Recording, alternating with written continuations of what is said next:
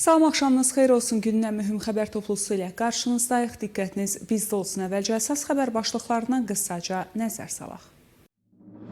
Pakistanın baş nazirinin təyyarəsi Laçın Beynəlxalq Hava Limanına eniş etdi. Erməni əsilli Fələstinli nazir İrəvanda. Pezeşkiyan Ermənistana səfər edəcək. İranda sürücülərin tətili 125 şəhərə yayıldı. 5 şəhərdə 15 məhbus edam edildi. İndi isə daha ətraflı. Azərbaycan Milli Hərəkatının fəalları Ərdəbil şəhərində fars şovinizminin Güney Azərbaycanda müstəmləkəçilik və istismarçılıq siyasətinə qarşı vərəqələr paylaşaraq divarlara yapışdırıblar. Bu tədbir rejimin Güney Azərbaycanda həyata keçirdiyi sömürgəçi və istismarçı siyasətlərə və dinc yanaşı-yanaşma adı altında Azərbaycan xalqının öz doğma yurdundan sıxışdırılıb çıxarılması və yumşaq işğal fəaliyyətinə qarşı yönəlib. Bildirilib ki, şuurlu və qəhrəman Azərbaycan xalqı Babək qalasının Qurultay dastanında 2006-cı il tarixi iyun qiyamında, 2025-ci ilin 22 mart Urmu dastanında olduğu kimi fars şovinizminin və işğalçı mühacirətlərin bütün planlarını məhv edəcək heç bir işğalçılığa imkan verməyəcək. Bəyanatda Azərbaycanın yeraltı sərvətlərinin, o cümlədən zəngin qızıl mədənlərinin talanması, çaylarının və göllərinin qurudulması, su ehtiyatlarının çirkləndirilməsi, dilinin aşındırılması, Azərbaycan torpaqlarında aparıcı rejimin qurulması məsələlərinə toxunulub. Son olaraq Azərbaycan Milli Hərəkatının fəallarının, xüsusən də Qərbi Azərbaycanda qəhrəman Urmu xalqının səyi nəticəsində baş vermiş 2025-ci il 22 mart eyləmlərinə toxunularaq işğalçı mühacir iftiraçılara, onların havadarlarına və silahdaşlarına heç bir güzəşt etməyəcəyini qeyd ediblər. Şərqi Azərbaycan əyalətinin Heris şəhərində yaşayan milli fəal Babək Əsədi Təbriz Mərkəzi həbsxanasına köçürülüb. Xatırladaq ki, şair, hüquq müdafiəçisi, İnsan Haqları Komissiyasının üzvü və universitet professoru olan Babək Əsədli Dağdağan 25 iyun 2025-ci ildə Heris Şəhristanı Kəşfiyyat İdarəsinin agentləri tərəfindən həbs edilib. Qeyd edək ki, Heris Kəşfiyyat Bürosunun agentləri heç bir order olmadan Babək Əsədi bəyin iş yerində və evində axtarış aparıb və şifahi olaraq ondan Kəşfiyyat Bürosuna gəlməsini istəyiblər. Bundan sonra o, sosial media hesabına paylaşım edərək bu çağırışı qanunsuz adlandırıb və Kəşfiyyat İdarəsinə getməyəcəyini bildirib. Bundan bir neçə saat sonra bu idarənin əməkdaşları Babək Əsədinin iş yerinə basqın edərək onu həbs ediblər.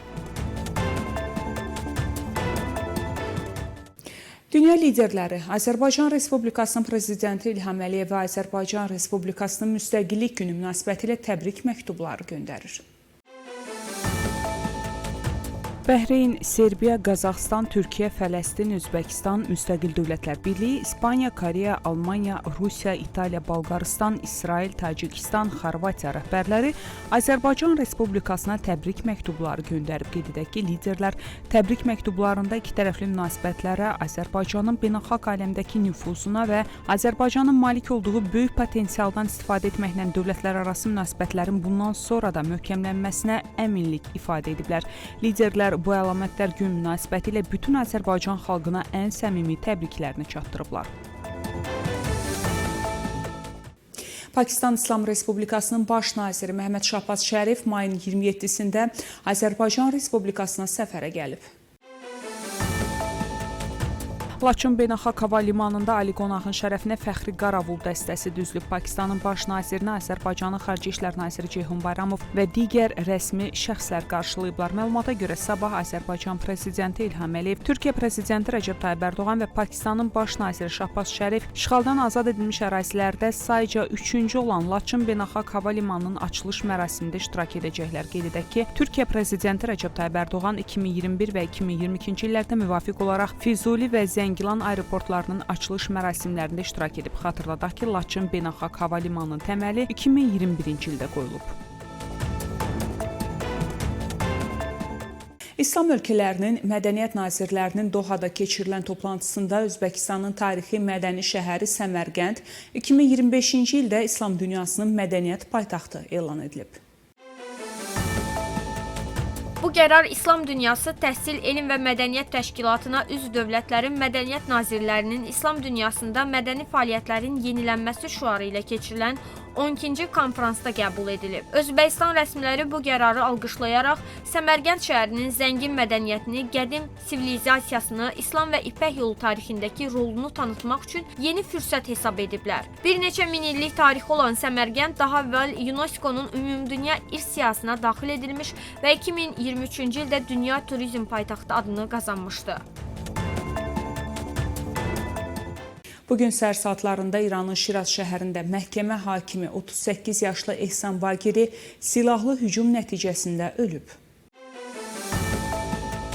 Fars əyaləti prokurorluğunun verdiyi məlumata görə Bagiri evindən çıxan zaman 2 nəfərin hücumuna məruz qalıb və yerindəcə həyatını itirib. O, Şirazın 2 saylı cinayət məhkəməsinin 102-ci şöbəsinin rəhbəri olub. Bəzi mənbələr onun güllələndiyini yazsa da, Fars əyalətinin baş prokuroru Seyid Nəsrullah Rəcai Nəsəb hakimi soyuq silahla qətlə yetirildiyini bildirib. Hücumçular hadisə yerindən qaçıb, faktla bağlı araşdırma aparılır. İnsan haqları fəalları Ehsan Bagirinin xüsusən siyasi və narazı vətəndaşlarla bağlı ağır cəza hökmləri verməsi ilə tanındığını bildiriblər. Səudiyyə Ərəbistanının təhlükəsizlik məmurları həcc ziyarəti üçün Məkkəyə gedən İranın hökumət mollası Qulamrıza Qasimini həbs edib.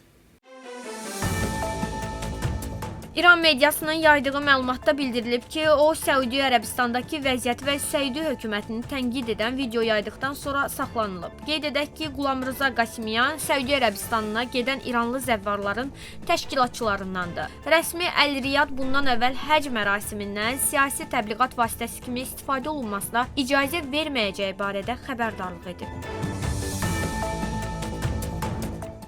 Diplomatik mənbələrdən əldə edilən məlumata görə Putin dünən Rusiyada səfərdə olan Hakan Fidanı qəbul edib, yerli vaxtla saat 19:30-da başlayan görüş təxminən 1 saat davam edib.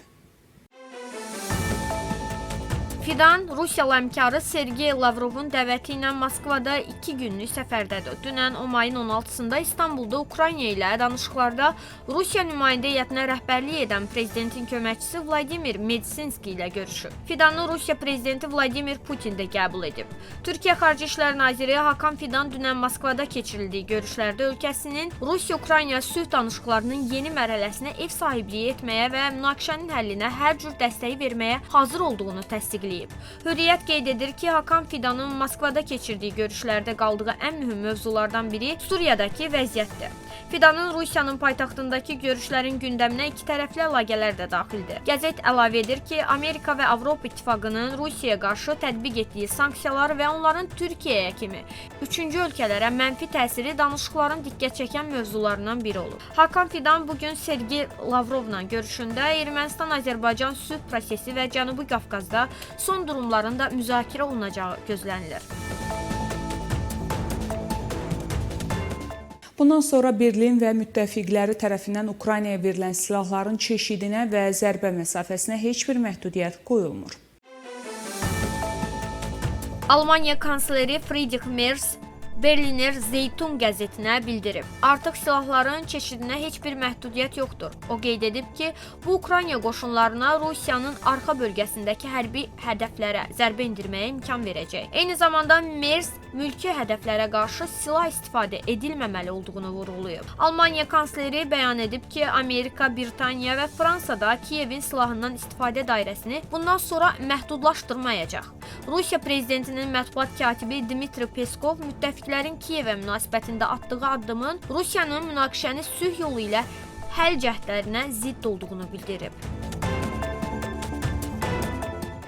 Əgər razılaşma həqiqi sülhə gətirib çıxaracaqsa, Lübnan İsrail ilə ikitərəfli münasibətləri nəzərdən keçirəcək. Bunu Lübnanın baş naziri Nəvaf Salam bildirib. Biz sülhsevər millətik, lakin biz həqiqi sülh istəyirik. İsrail ölkəmizə aid əraziləri işğal edir, deyə baş nazir bildirib. Lübnandakı Fələstin qaçqın düşərgələrində silahların olması barədə danışarkən Nəvaf Salam bildirib. Düşərgələrdə silahların olmasının təhlükəli tərəfi budur ki, bu silahlar Fələstinlilər arasında münaqişəyə səbəb ola bilər. Qeyd edək ki, İsrail quru qoşunları Lübnanın Mais Əl-Cəbəl yaşayış məntəqələrinin yaxınlığındakı əraziyə daxil olub. İsrail hərbiçiləri ərazidə bir neçə 100 metr irəliləyiblər. Hadisənin təfərrüatı açıqlanmır. Ukrayna prezidenti Vladimir Zelenski son günlər Rusiya tərəfindən həyata keçirilən hücumların intensivliyinə diqqət çəkib. Dövlət başçısı bu barədə özünün ənənəvi gecə müraciətində bildirib. Cəmi 3 gün ərzində Ukraynaya 900-dən çox kamikadze dron, ballistik və qanadlı raketlər buraxılıb. Rusiya hücumları hər keçən gecə daha da amansız və geniş miqyaslı olur.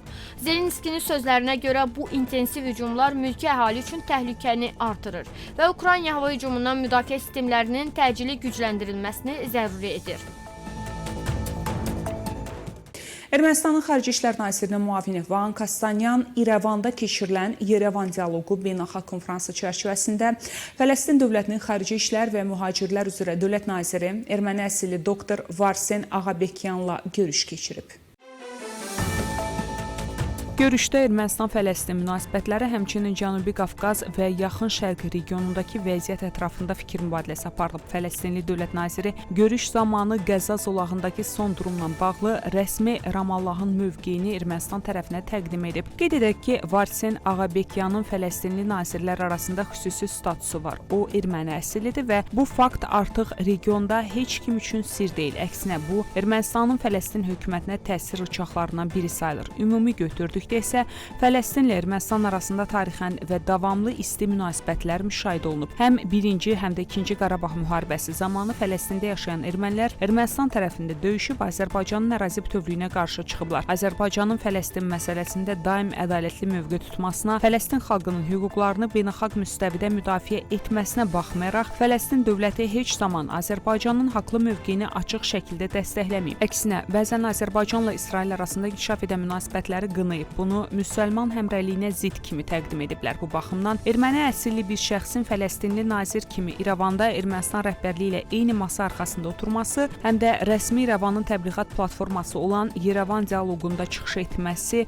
Fələstinin bitərəf və ya dost mövqe tutmadığını bir daha sübut edir. Rusiya Xarici İşlər Nazirliyinin rəsmi nümayəndəsi Mariya Zaxarova Sergey Lavrovun Ermənistana səfəri zamanı İrəvanda Rusiya əleyhinə keçirilən etiraz eylemlərindən danışıb. Qeyd edək ki, Rusiya Xarici İşlər Nazirliyinin başçısı Sergey Lavrov mayın 21 və 22-sində İrəvana işgüzar səfəri öncəsi İrəvanda körpüdən Rusiya prezidenti Vladimir Putinin üzərinə qatil yazılmış fotosu və Ukrayna müharibəsinə dair yazının əks olunduğu böyük plakat asılıb. Zaxarova həmin aksiyaların sifarişçilərinin Moskvaya məlum olduğunu söyləyərək bildirib. Biz səfərdən öncə də bu performansa münasibət bildirmişdik. Həmin sifarişçilərdir, həmin pullar və həmin mənbələrdir. Burada kimdənsə nəyisə dəqiqləşdirməyə ehtiyac yoxdur. Bunu edənlər postsovet ölkələrinin arasını vurmaq istəyənlərdir. Biz nəyi aydınlaşdırmalıyıq? Bu aksiyalara xərclənən kiminsə 3 qəpiyinimi? İran prezidenti Məsud Pezeşkiyanın İrəvana səfəri gözlənilir. Bunu İran Xarici İşlər Nazirinin müavini Səid Xətibzadə İrəvan dialoqu 2025 beynəlxalq forumu çərçivəsində jurnalistlərlə keçirilən brifinqdə bildirib. Xətibzadə bildirib, hazırda dövlət başçısının İrəvana səfərini planlaşdırırıq. İki paytaxt arasında siyasi məsləhətləşmələr aparılır. İqtisadi əməkdaşlıq isə çox yüksək səviyyədədir və yaxın gələcəkdə nəqliyyat üzrə 0% dərəcəsi tətbiq edildikdə iqtisadi əməkdaşlıq sürətli şəkildə artacaq. O, səfərin dəqiq tarixini açıqlamayıb. İranda yük maşınları sürücülərinin tətilinin 6-cı günündə daha 20 şəhərin sürücüləri işlərini dayandıraraq eyləmə qoşulub və bununla da tətilə qoşulan şəhərlərin sayı 125-ə çatıb. Tətil eyləminə Təbriz, Qəzvin, Zəncan, Ərdəbil, Ocan və başqa bir neçə Azərbaycan şəhərinin sürücüləri də qoşulub. Narazı sürücülər yanacaq kvotasının azaldılmasına, sığorta haqqının yüksək olması və yük daşıma tariflərinin az olmasına etiraz ediblər. Məlumatlara görə sürücülərin tətili nəticəsində ölkədə yük daşıma sahəsi iflic olub, limanların fəaliyyətində də problemlər yaranıb. Sürücülərin tətil eyləmini dayandırmaları üçün onlara qarşı təzyiqlər başlayıb. Şiraz şəhərində onlarla sürücü həbs edilib. Pezeşkiyan hökumətinin yol və nəqliyyat təşkilatının rəhbəri Rıza Əkbəri tətil edən sürücüləri ixtişaş və gərginlik yaratmaqda günahlandırıb, bundan müxalif medianın hökumətə qarşı təbliğat vasitəsi kimi sui-istifadə etdiyini iddia edib. İranın Bircənd, Şiraz, Kəhnuç, Mak və Kərəc şəhərlərinin həbsxanalarında 15 məhbus edam edilib. Bu barədə İnsan Haqları Təşkilatları məlumat yayıb.